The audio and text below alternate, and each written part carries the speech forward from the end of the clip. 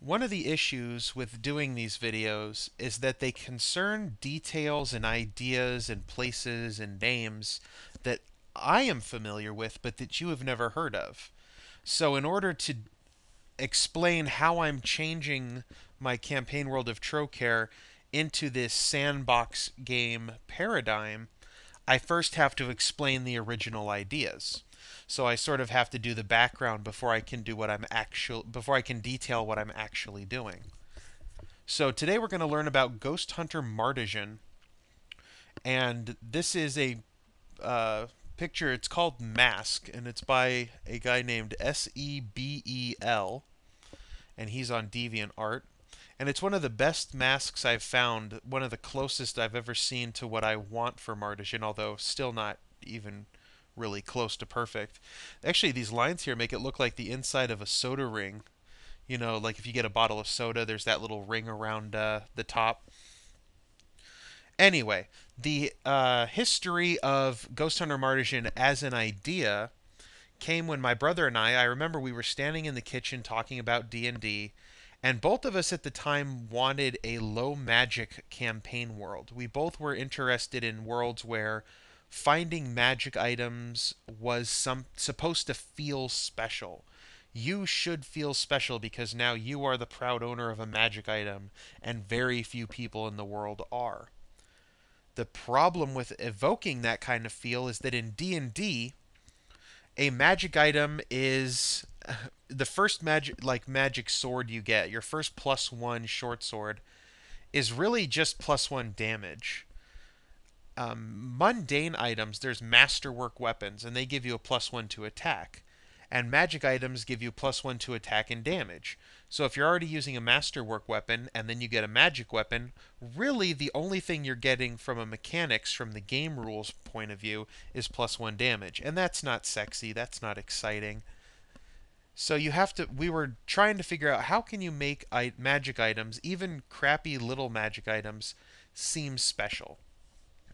And the idea that popped up into my head at that point was Ghost Hunter Mardigian. I said, this +1 Ghost Touch short sword belonged to Ghost Hunter Mardigian, and that is why it is special. No, but, at the time, I mean, literally, that was just the sentence that came out of my mouth. And so there was no Ghost Hunter Mardigian, there was no history, there was no idea.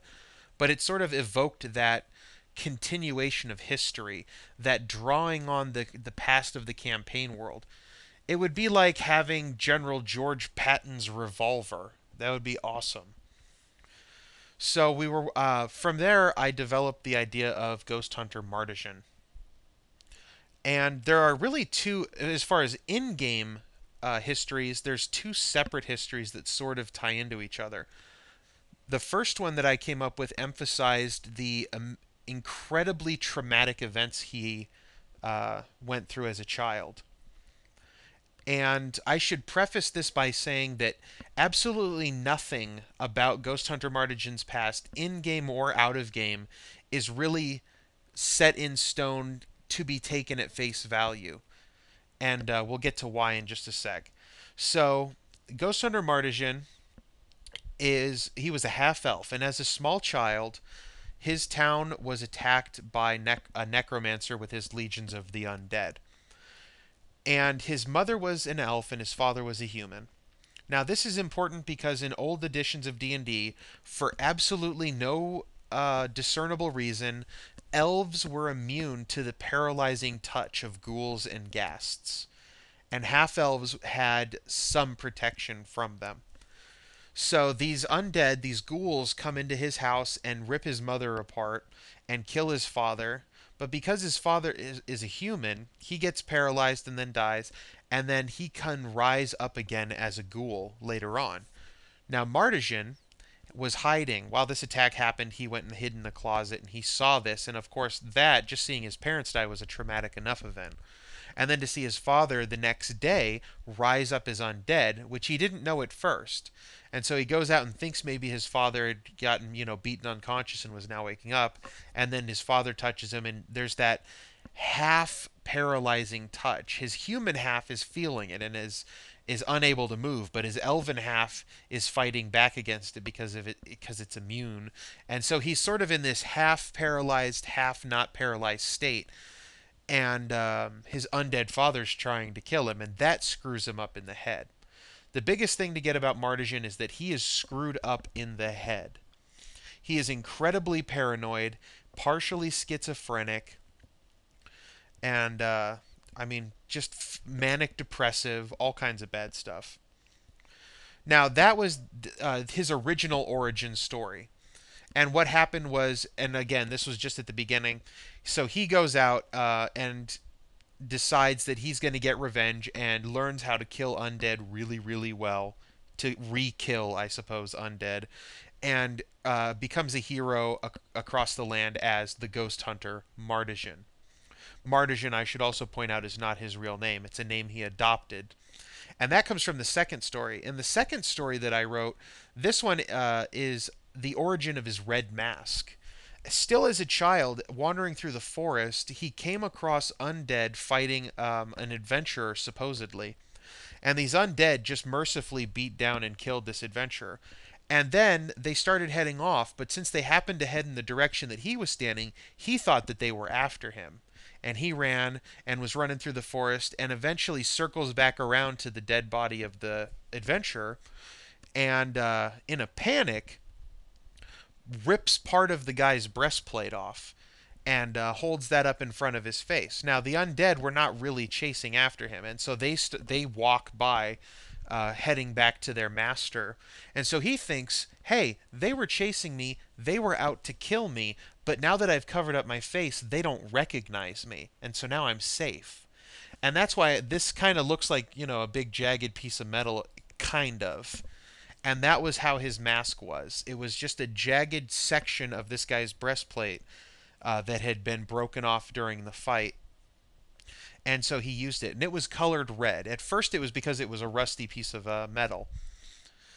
And the adventurer was not in particularly good shape.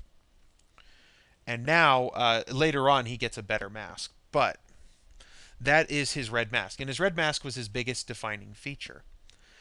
Still going off of that, so he has his red mask and he has his super paranoia.